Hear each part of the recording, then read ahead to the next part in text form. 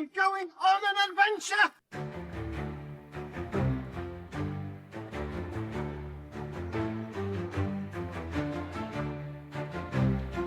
Happy holidays, everyone, and welcome to a very special celebration episode of Talking Smack. This is a continuation of our we blew our own minds by realizing 10 years ago was 2014 and just the movies that came out in that year. With the Hobbit Trilogy coming to a close in 2014, we have officially come to 10 years to close out the... I think the best way to put it is disappointing Hobbit Trilogy. And we figured, let's talk about it. We've had 10 years of hindsight. We've had 10 years to sit on these movies and the extended editions as well. What worked, what didn't work. There have been essays about these movies and other things, but we're not going to go too deep into those things. We're going to just talk more about like our feelings. We're going to talk more about what's happening with us with these movies, and did we change our minds about some things 10 years later? So I am joined by Alex, as always. Alex, how you doing? I'm doing pretty good. Every time we film this, record this, I feel a little bit older, and I can feel the back pain tightening up, and are those kids on my lawn? What are their children on my lawn? You gotta get them off they that need to lawn. Get off my lawn. You gotta get them off that lawn. It shouldn't be on your lawn. No, it's cold out. Christmas is approaching. There's gonna be snow, and I'll see their tracks ruining my pristine snow. That does. There's a joy in seeing tracks in snow, but there's also like just something really cool about no footprints in snow, just perfectly flat.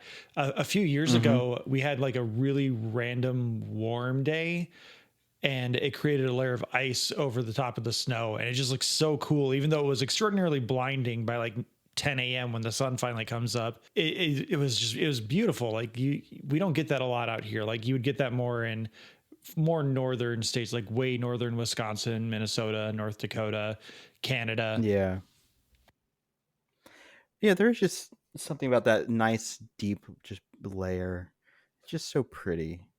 And one of my favorite things is I like to go out and, when I shovel and I check around the side of the house, make sure there's not snow up against it when we get into February with that really deep snow.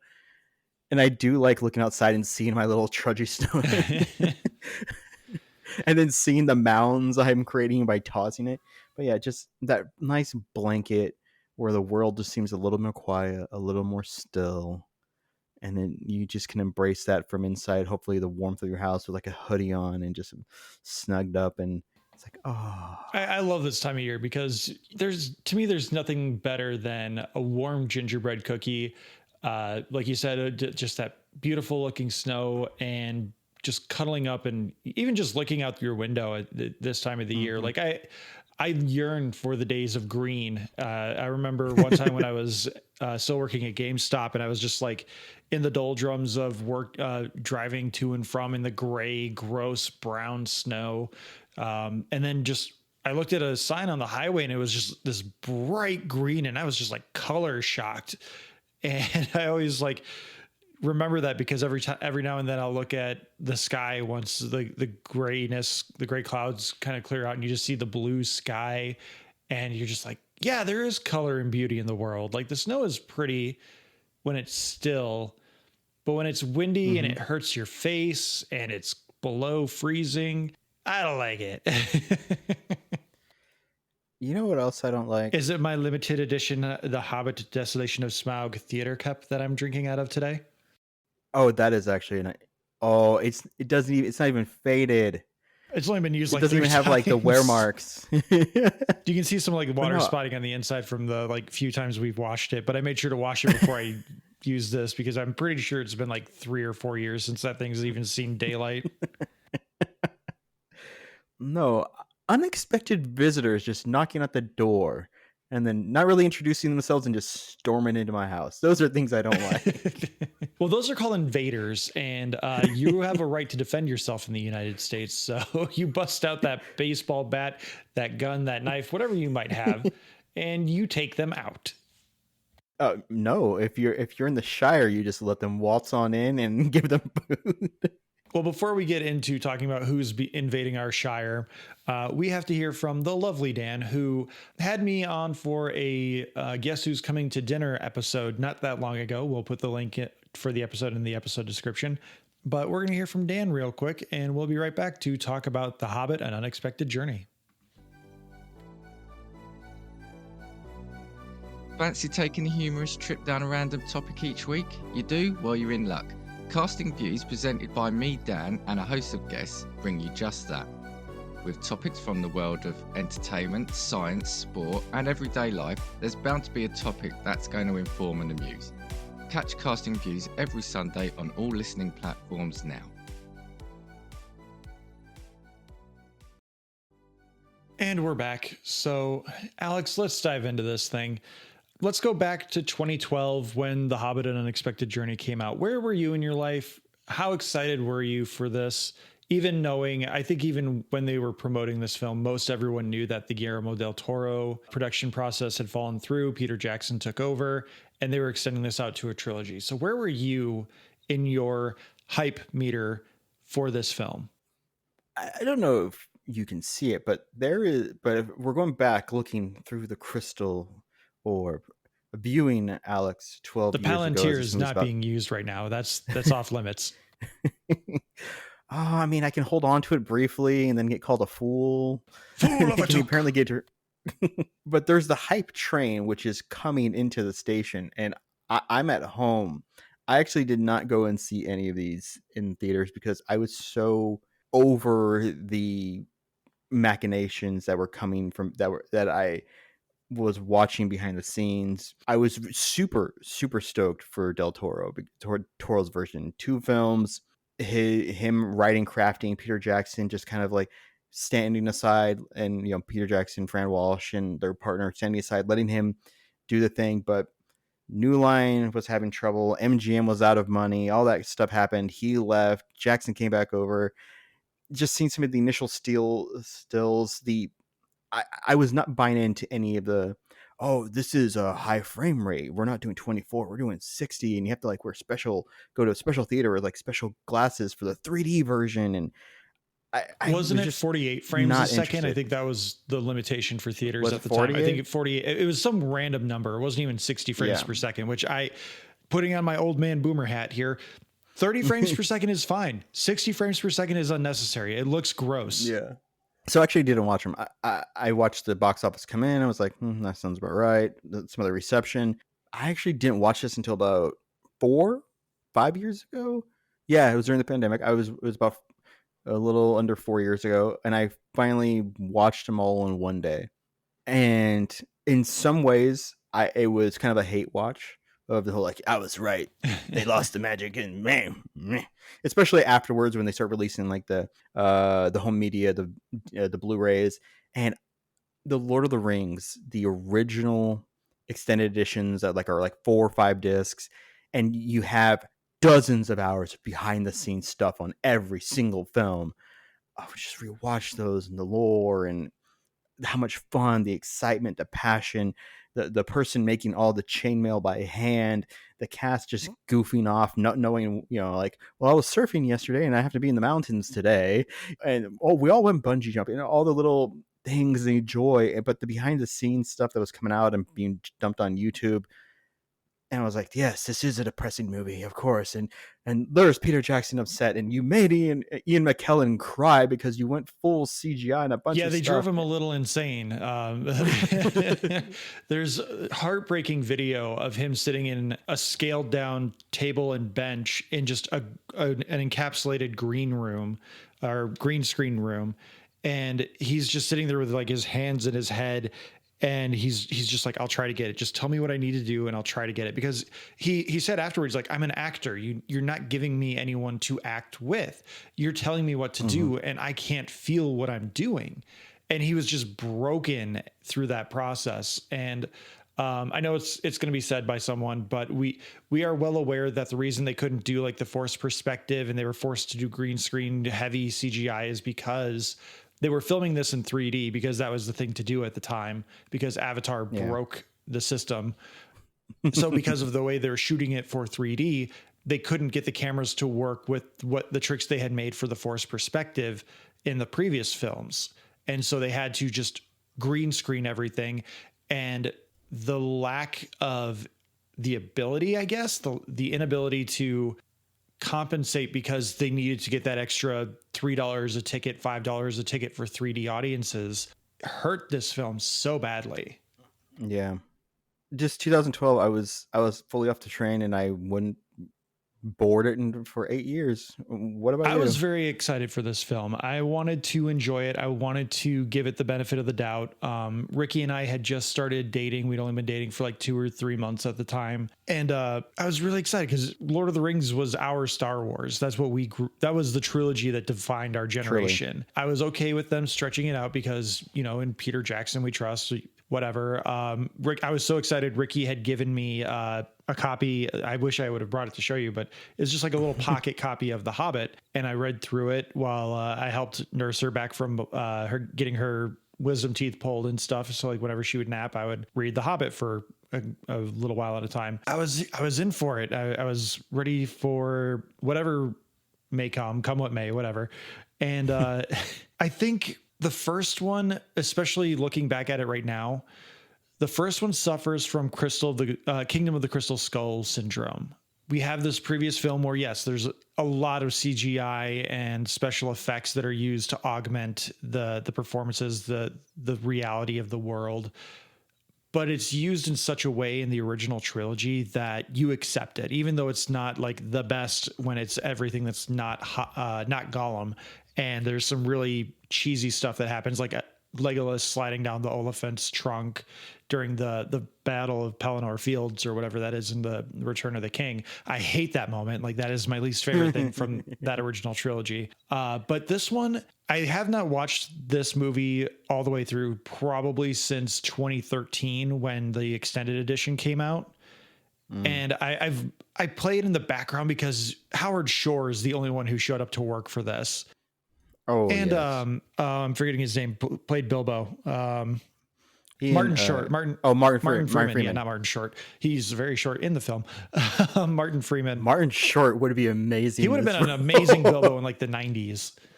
Yes, he would have. Martin Freeman, I think he does really great with what he was given.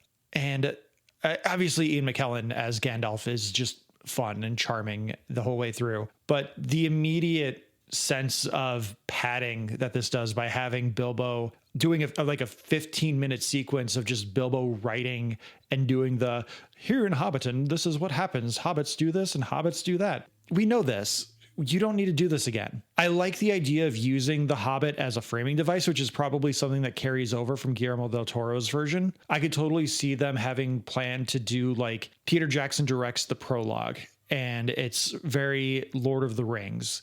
And then once we start getting into Bilbo's writing, we transition into Guillermo del Toro's, because that was one thing that when Guillermo del Toro was signed on to do this, I was like, the Pan's Labyrinth guy, the guy that has a very distinct visual style, like he doesn't compromise this similar to Tim Burton. Like he will have his visual style or nothing. I was very curious how they would make that fit. And I think that's a framing device that would have worked really well, which again, benefit of hindsight, which I wasn't thinking about at the time because we're talking about what our expectations were.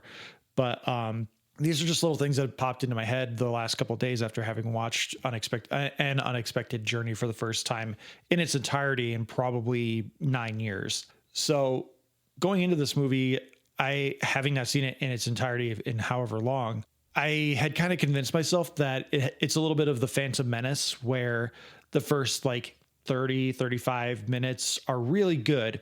And then once you get past Bilbo saying, I'm going on an adventure, it's all downhill. And I will say I was pleasantly surprised. There's a lot of bloat and padding that goes on here, but you can see the heart in this version, at least in the extended version and in this film. You can see that there was still a lot of love and care that went into certain things, but because they needed to pad it out, because it's Lord of the Rings and no one's going to go see a Lord of the Rings movie that's 2 hours and 10 minutes long, we got to make sure it's 2 hours and 30, 2 hours and 40 minutes. And then we can do the extended version that's 3 hours and 5 minutes, 3 hours and 10 minutes. I don't know that the extended version needed to be that long because, like I said, there's a lot of bloat that feels like a lot of bloat. And I do very distinctly remember There's one scene in particular when Gandalf and Galadriel are just kind of, or well, it's the big four in terms of height. You have Saruman, Gandalf, Galadriel, and Elrond. The three others are interrogating Gandalf because they're trying to figure out like what he's doing with the dwarves, and they have this moment where Galadriel's having a telepathic conversation with him. The moment where Gandalf just gives this like wry little smile when she's like, "Oh, they've already left. You're just stalling for time." The wry smile bothered me at the moment when I saw this in theaters back in 2012 because it felt very Harry Potter-ish. Because at a certain point, the Harry Potter movies became very self-aware and just started padding in little fan reference moments where they gave a little wink to the camera, like, this is from the book. This is something you guys meme. This is something you guys like. And obviously everyone loves Gandalf. Everyone loves Ian McKellen. So giving him that like little smirky moment, it's cute even now. But I remember in the moment, I was just like, I don't like that. And it still kind of lingers. Whereas like, I remember not liking this because I'm more attached to Ian McKellen having another 10 years past this. I'm feeling it a little bit more, like maybe the nostalgia goggles are kicking in, but that's a moment that really kind of stuck with me in terms of like, this is why I don't like this movie. This is why I think this movie is not good after I'm going on an adventure. So my first watch through 4 years ago, it was an utter hate watch, and I just watched it all at once because it happened to be on like TNT or something like that. They were showing them all, so it was actually more like 12 hours of my life instead of 9.5. And it just, nothing really hit me. It was just all like, yep, I knew this was bad. Yeah, but and that's the way I felt the entire time watching it. But then I rewatched it this morning, and Josh, it's charming. It's kind of works for me. Yeah, like that's like what I'm saying. Like, I feel like if I had the ability and the time, I could make a version of this film through the extended cut that is probably a brisk 2 hours and 10 minutes, maybe a little less. That's coherent and good. But there's so much stuff that they just had to pad out that it doesn't work after a certain point. And the CGI really hurts it too, like the heavy use of CGI. So there is an image that they released when Del Toro was going to do it, like back in like 2009 or 10, right before everything kind of fell apart. And then we were able to get things enough together to have Peter Jackson and Fran Walsh and their partner took over. And it is a great image. It shows you that his version was supposed to be 2 parts, and his version was going to be a little bit darker. It was going to be a little bit more, I'm projecting, but I think it was a little more dark. No way. I know. To me, it would have been more like, crap. You actually said the name of it. Not The Shape of Water. Pan's Labyrinth?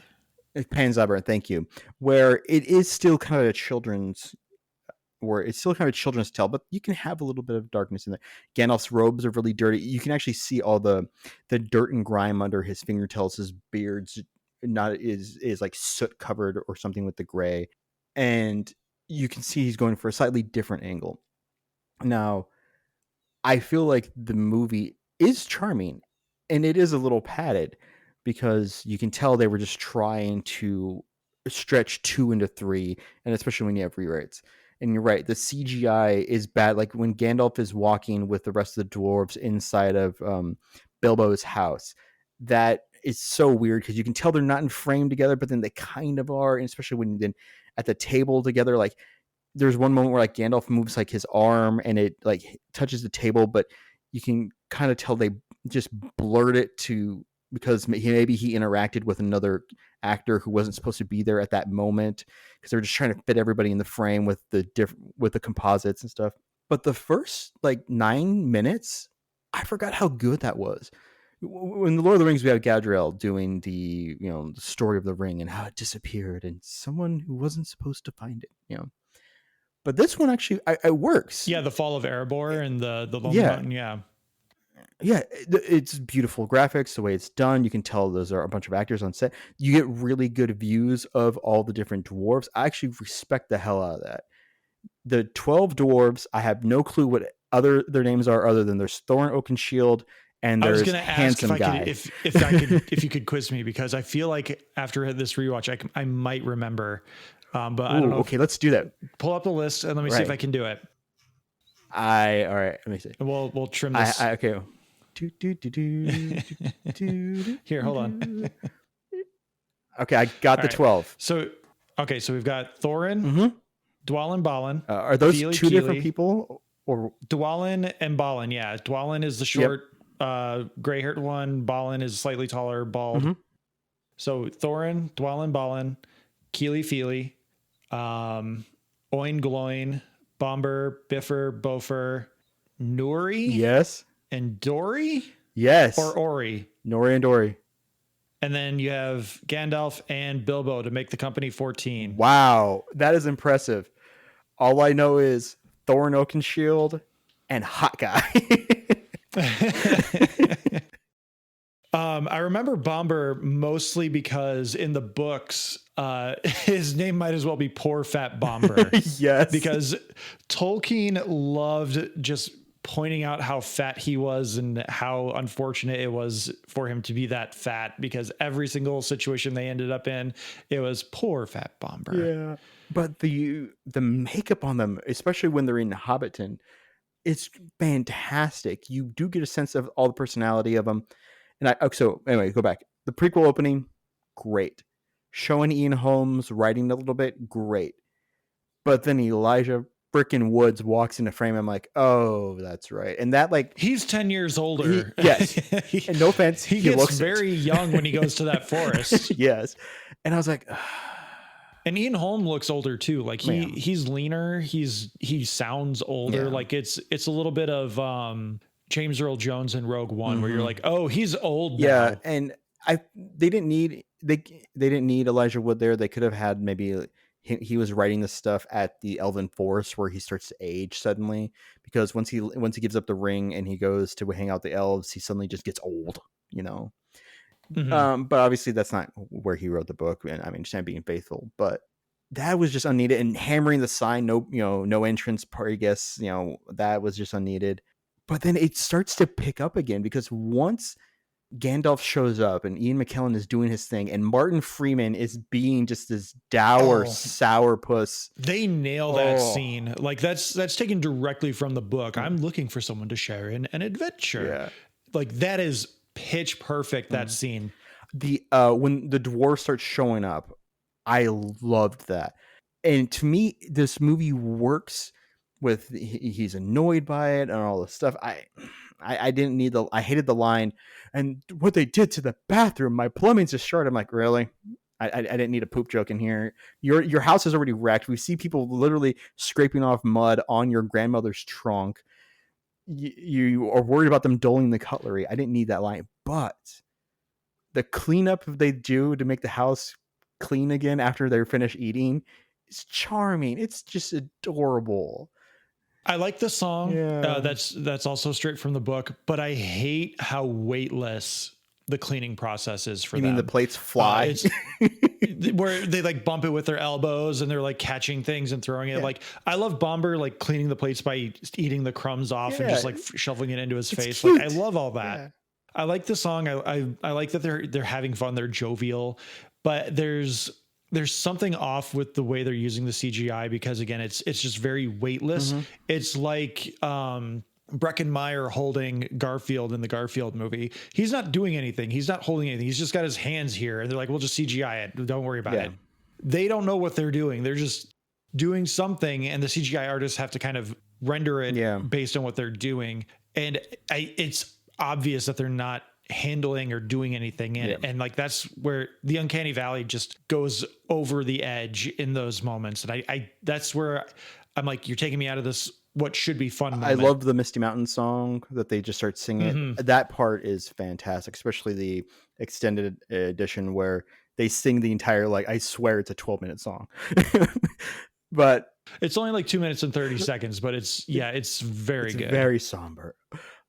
And that all works, but you can start to tell very, very quickly from scene to scene what was supposed to be kind of like a dark children's fairy tale and what is supposed to be gritty Lord of the Rings. Like the jokiness of like the contract is like, oh, incineration. Well, you don't worry, you won't feel it. You're just ash, that stuff is great. But then they get to their first night hanging out and Bilbo's like, what is that? and one of them says, "Oh, those are the orcs," and kind of like they'll like get you or something like that. And it's like, okay, that's fine. But then that pivot to then getting Thorin Oakenshield's backstory of this brutal murder, swords going into people and dwarves falling, and then they keep showing that like the entire battlefield of just dead people and blood, and then also you get the stupidity of, this pissed me off, that big angry orc. I have the pale one. Azog. Yeah, I have it in my notes. I'm like, Azog sucks. Yeah. He is not compelling at all. Well, not that,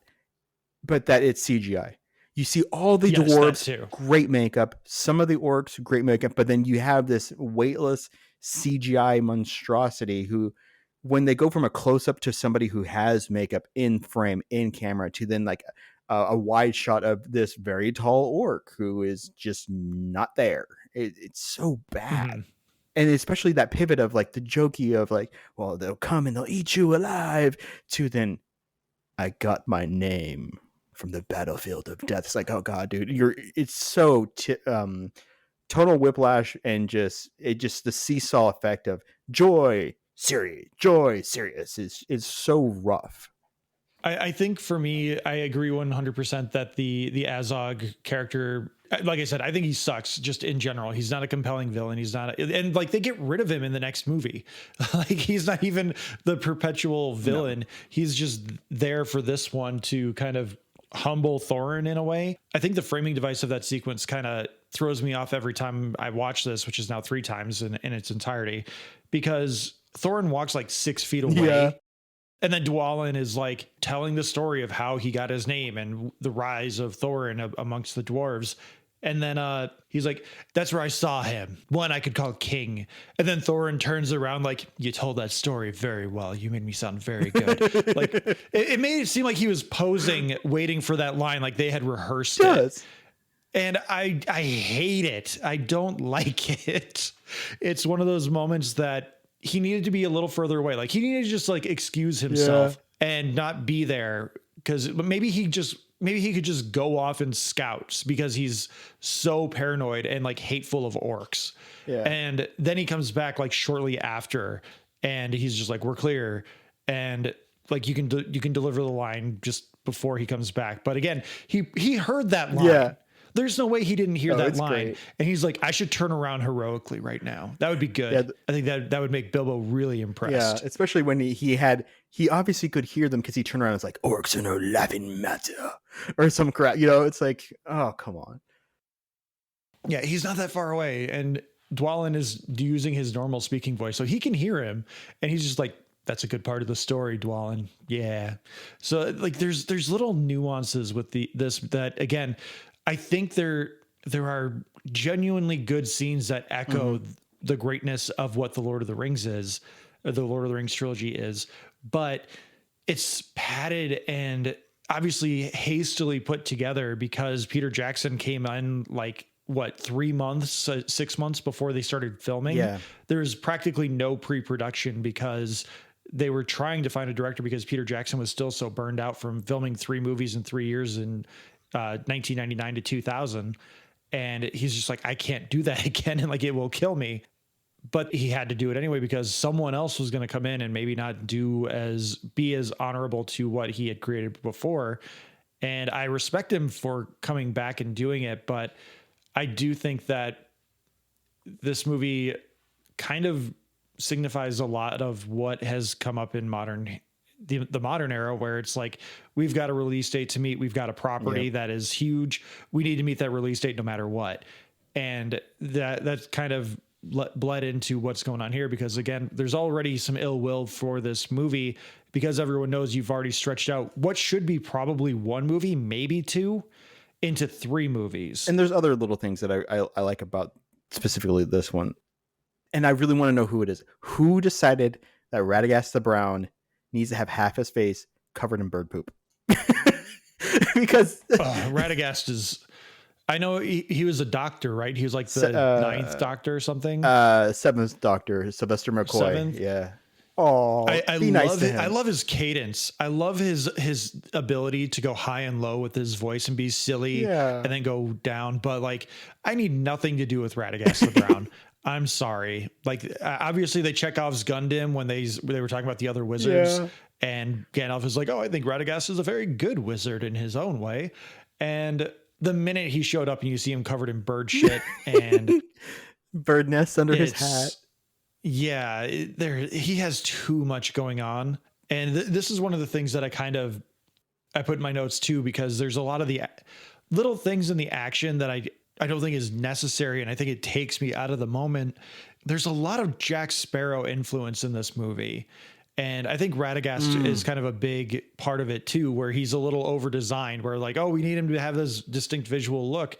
But there's stuff like later on in the movie, you have after the goblin fight, after they kill the Goblin King, who I've apparently the guy who does the voice for the Goblin King is also Bruce, the Great White Shark, in Finding Dory and Finding Nemo. Yeah, I thought that was kind of cool. But they're fighting on the bridges, and the bridge breaks, and they just slide down. Yeah. And I'm like, that's very Jack Sparrow. And that's when it clicked for me that all this other stuff that I didn't like going on in the background of like, I can't think of any specific examples at the moment, but whenever they're fighting, there's always like one little flourish that's just so over the top and cartoonish that I'm like, you didn't need to do that. Obviously it's like maybe a little visually interesting for some people, but I think it's fine to just be visceral with your fighting too. You've got guys swinging axes and swords trying to chop people's heads off. I mean, the one I can really think of is when Gandalf shows up in the Goblin Horde and he beheads the one dude. He slices clean through, and the guy's just like, "Did it get me?" And then Gandalf just like taps his head, and his head falls off his shoulders. And I'm like, that's too much. That's not funny. That doesn't feel like something Gandalf would do, in my opinion. Well, we have to look at it from the 12 hours that we had 10 years before that of the Lord of the Rings trilogy. And that stuff just wasn't in it. The like overly flourish. The flourishes were saved for Legolas like shooting 95 people and then like stabbing one with an arrow and then shooting another person.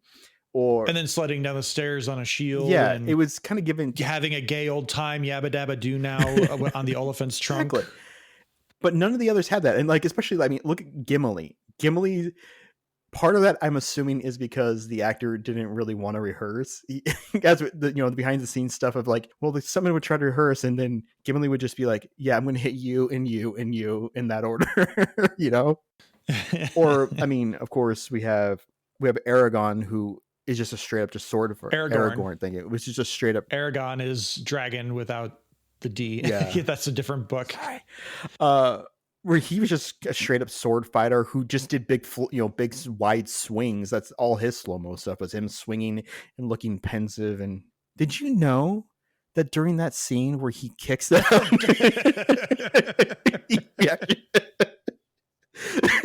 Yes, I did. Yeah.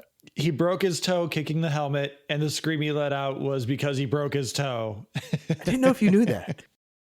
I think that's like the number one video on my TikToks right now, because I've been doing so much Hobbit and Lord of the Rings research. Yeah. So I think the first movie is charming. And Howard, like you said, Howard Shore brought it.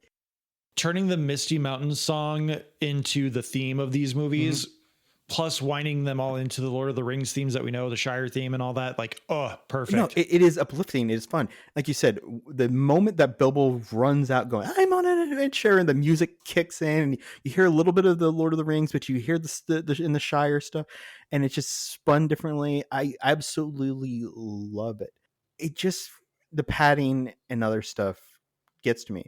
And then I realized something having watched this. It's only the second and third movie that I still despise. Yeah. I decided I'm not going to watch these like in order. I'm going to watch them before we record each one. Yeah. Just because I don't want to have, especially the third movie. Like, I'm pretty sure I still have like a little ulcer in my stomach from that all CGI dwarf that shows up in the Battle of the Five Armies. I hate that. Yeah. None of the overly padded fan service, like Legolas returning and then adding Toriel. By the way, and as much as I love Lee Pace, I did not need him repeatedly in the other movies. But all of that is all that really the worst of the baggage to me is being saved in the other ones.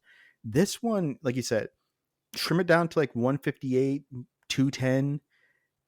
It would probably stand on its own as the first part of a lovely little movie.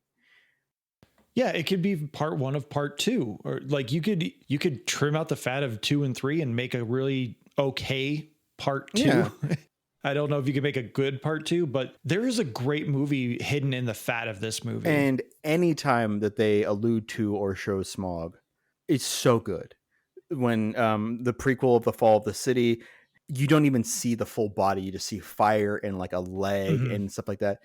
And of course they sequel bait you, they tease you at the end of this one with like, hey, it's still coming.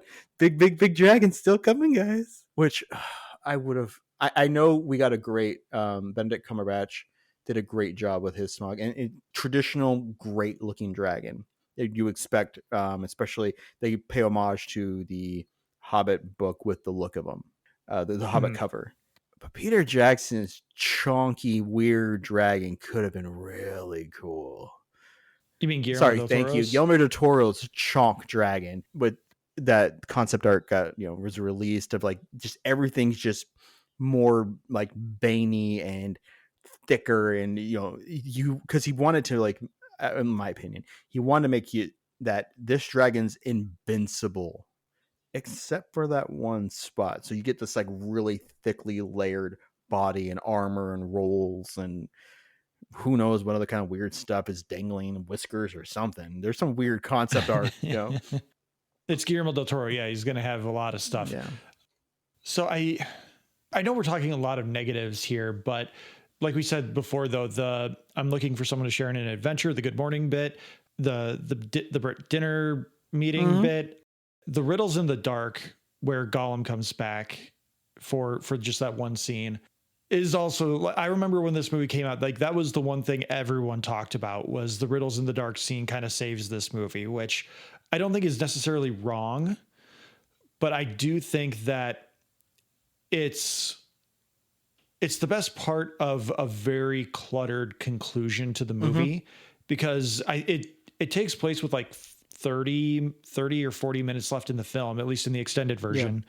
Yeah. And the movie ends with like 3 consecutive action sequences.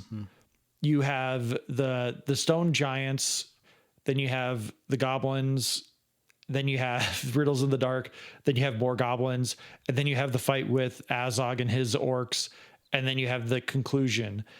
And it's exhausting. It is, but it is really nice to see that scene, and especially since it wasn't made up, it wasn't padded, it was well done. And I think they blended the original version of, like, it was supposed to be just kind of this one-off thing before he realized that ring was the ring from Lord of the Rings, and he needed to go back and adjust it a little bit. Tolkien did, which at one point Tolkien said, I need to stop messing with my book because it's a children's tale. But it is good. They kind of they show you a different side of Gollum, which I really appreciate. And you do get to see Bilbo be a little bit roguish, a little bit heroic, but also be just a dick. I liked it.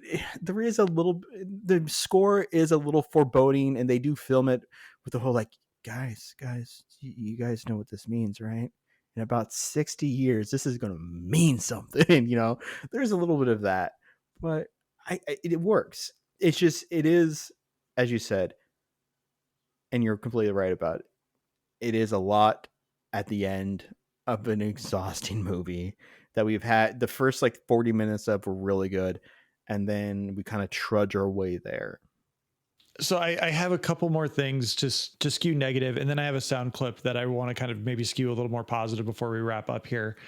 I don't know about you, but in my original viewings of the trilogy, as well as in this current watch through that we're doing, I don't find Thorin to be appealing at all. And I think a big part of that is because of how hard they're trying to plant that face turn at the end of the film, where he, you know, I told you you'd be a burden. I told you you'd long for home. I'm so glad I've never been so wrong in all my life. Like they're obviously building towards that, but for me, it's not enough of a face turn, especially knowing where these movies are going by the end of this, where it makes no sense that you set him up as a heel essentially for Bilbo to win over. He does a face turn and then he immediately just goes right back to what he was doing. The only difference is now he's slightly more protective of Bilbo, and he becomes like even like a little obsessed with Bilbo and his friendship to a point. Again, it's supposed to play up to his downfall, spoiler alert, but I never felt like his face turn carried any weight because it happened so late in the game. Whereas I think if he had that face turn maybe after the troll sequence, maybe that would have been a little bit different, because now he's being protective of Bilbo in one of 3 final action sequences. Okay. Yeah, I hadn't considered that. And then one of my other few negative notes is the Eagles are very much assholes. Why? They left them on like the steepest mountaintop in all of Middle Earth, or at least in the area around the Lonely Mountain. And they make sure to show you that there are steps on that platform, but like getting down that mountain is going to take them a day, and they're on a timeline. Like they just needed them to be able to see the Lonely Mountain, but you know, you could plant them in the field in front of that very steep mountain, and then you get the same effect. Yeah, see, this is why Gandalf didn't tell them about the Eagles. He's like, they might take you to Mount Doom. They're assholes, man. You don't want to deal with like, them. Listen, they'll get us to Mount Doom. They'll get us right there, but they're going to leave us at the top of the volcano. And you know, do any of you guys have repelling gear? I do not see any repelling gear here in the Shire. Okay. And while we're trying to rappel down, the orcs are going to see us. There's that big ass eye out there on the tower. He's just going to turn and look. No eagles. Okay. And my last negative note is, while Bilbo has found his courage and he has found his willingness to be on the adventure, someone needs to throw him off the top of that mountain, because he just jinxed the whole thing for 2 and 3. Because this is the line verbatim. They see the thrush go and they're like, oh, we'll take it as a sign. And Bilbo goes, I agree. I do believe the worst is behind us.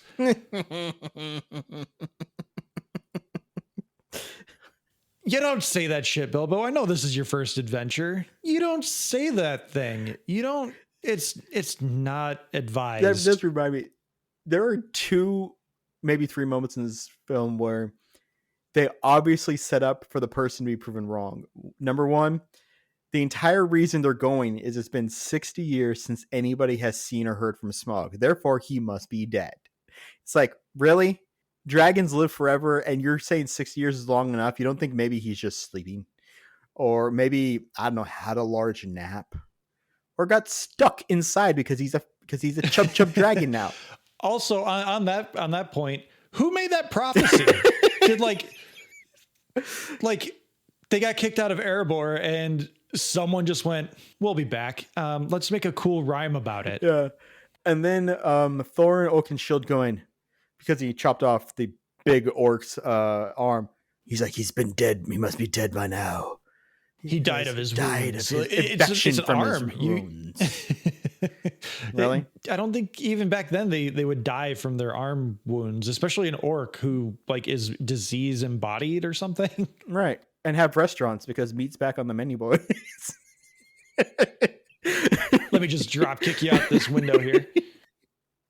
Did you know when Aragorn blocked that knife that was thrown at him, that was real? Because the guy in the orc makeup couldn't actually really see and didn't mean to throw it directly at him, but he blocked it for real. That reminds me, another unintentional, maybe it was an intentional gag, but because they need to establish certain moments where someone arrives triumphantly or something. Yeah. When they arrive in Rivendell and they talk to some dude, they even drop his name. I don't remember his name, but they talk to some dwarf or elf and they're like, oh, we need to see Elrond, please. And he goes, Elrond's not here. And Gandalf goes, where is he? And then you hear, And Gandalf kind of gives him a wry look like, you son of a bitch, he's here. But like he wasn't 5 seconds ago. Yeah. They really want to play with crap like that, and which I think partially that attests to how quickly they wrote these. This is probably second, third rewrites on set gags that they're all just stringing together.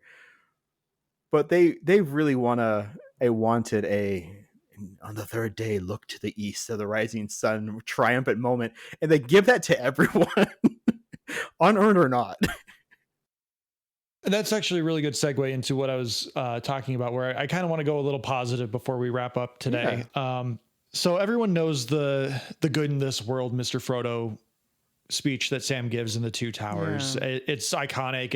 It's memorable. I think because of all the negatives are pretty big in the Hobbit movies, especially the later movies. The first one, I think, kind of gets weighed down by the fact that the other two are so bad. But Gandalf has a very good speech when he's speaking with Galadriel about why he decided to bring Bilbo on this journey. And it gave me the tingles. Like it was one of those lines that, again, if anyone but Ian McKellen is giving this line as Gandalf, I don't know that it works. But in this case, it's a beautiful monologue and it makes perfect sense. It's within character and it's great. And I think especially right now in our current climate in our current political climate, I'll just say it. I think this is something that is very prescient in today's world too. So I'm going to play this clip here where Galadriel asks Gandalf, why did he choose Bilbo for this adventure? Why the halfling? I do not know. Saruman believes that it is only a great power that can hold evil in check. But that is not what I have found. I found it is the small things, everyday deeds of ordinary folk that keeps the darkness at bay.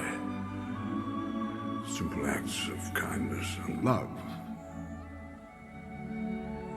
Why Bilbo Baggins?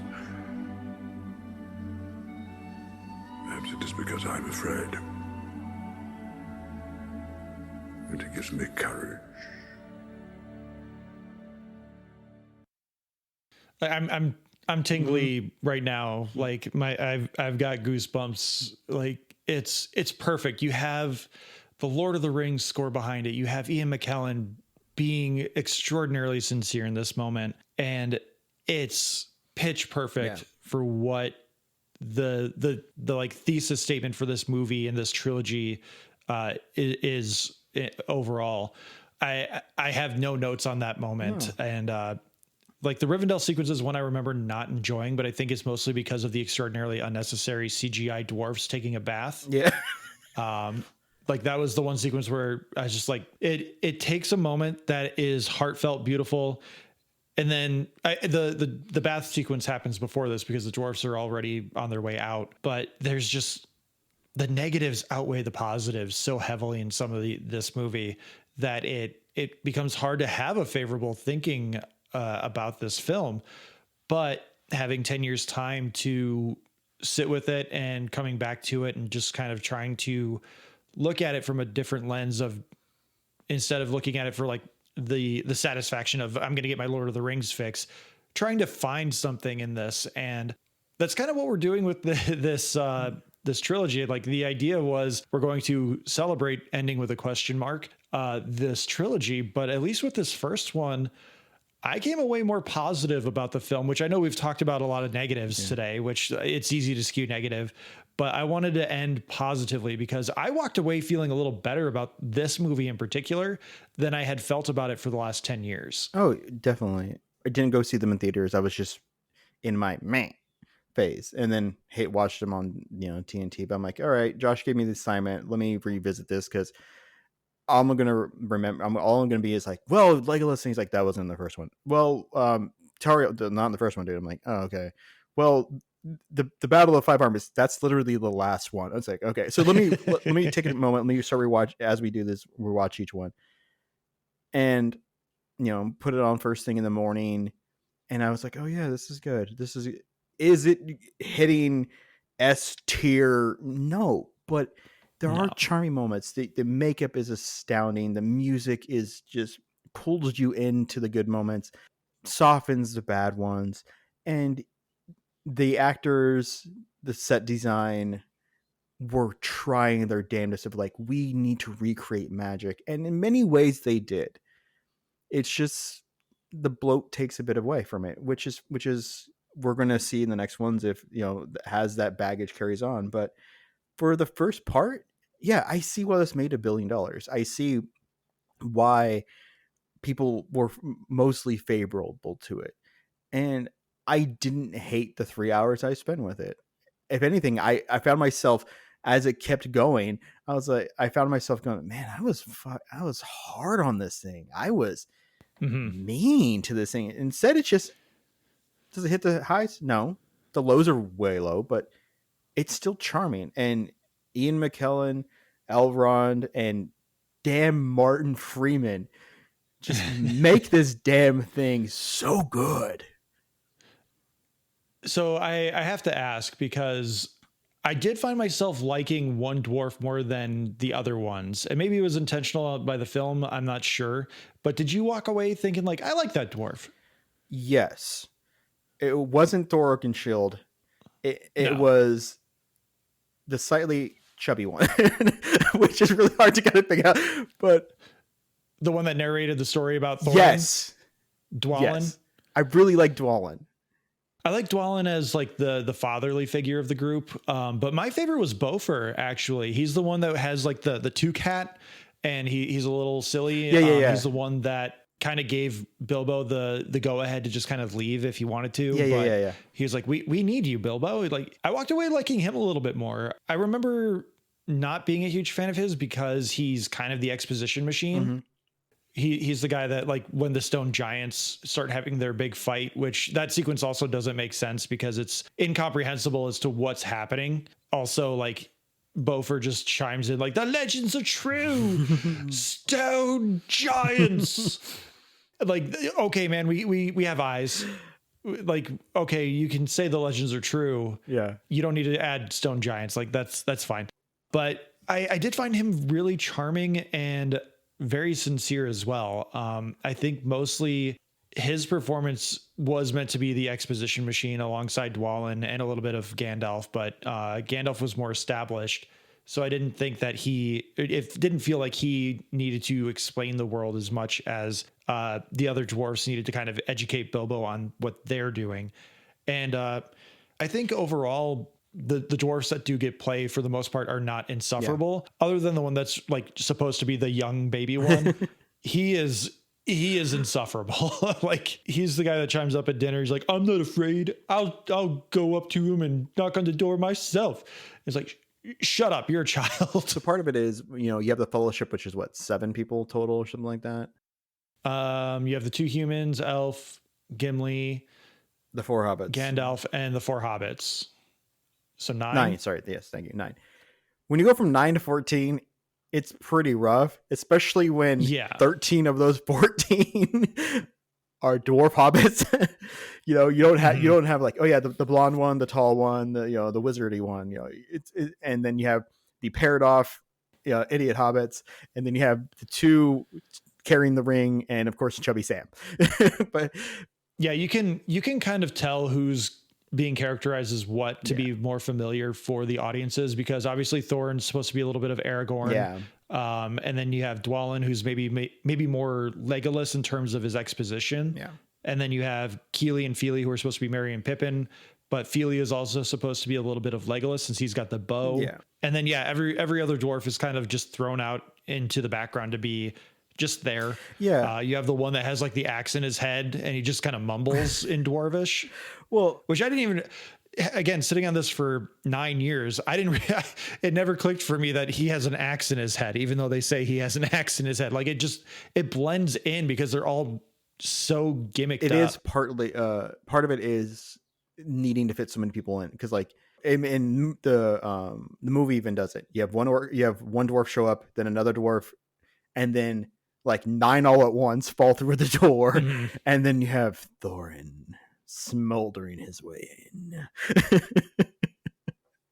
But no, I mean, that reminds me. I love how Gandalf is scheming, and he's just constantly getting found out in this movie too. So like, you have the first moment where all the dwarves show up with Gandalf.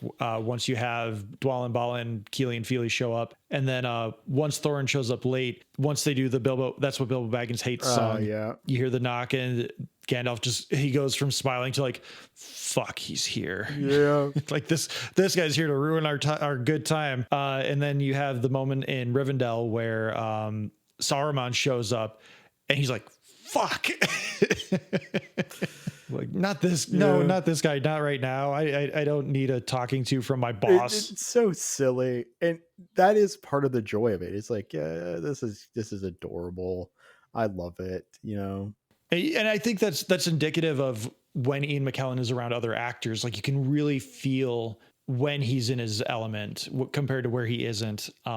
But this movie is very much hurt, one, by the high frame rate that they chose to do for no particular reason other than the fact that they could. And obviously, like we mentioned before, the choice to make a 3D movie instead of like converting it post production, they wanted to film it for 3D, and that hurt the production process so much. And I don't know if that's because maybe the post production 3D is more expensive. I don't know. I know Marvel did that heavily with their movies, where they were just like, let's do the post-production 3D, we'll convert it and it'll be fine.